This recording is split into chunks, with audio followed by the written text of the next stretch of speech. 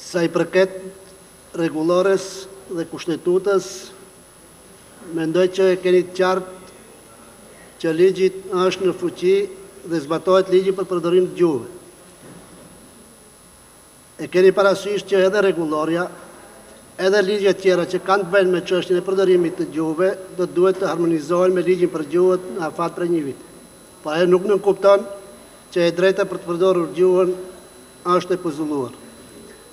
E dyta, unë pata durimin që një vjet të pres nga miratimi I ligjit në janar 2018-ës deri në janar 2019-ës që kryetari I shtetit Ivanov të ndërgjegjësohet dhe të kupton që nuk mund të pengon punën e parlamentit dhe vullnetin e shumicës parlamentare.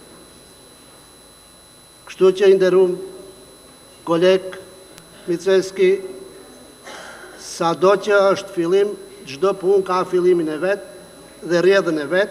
Ne si institucion kemi obligim që të bëjmë gjitha përgatitjet. Ju e dini që nga momenti kur ka hyrë fuqi I ligji, kam dhënë periudhë përgatitimore për shërbimet parlament që të mundet të përgatitet seanca në formën siç e parashef ligji.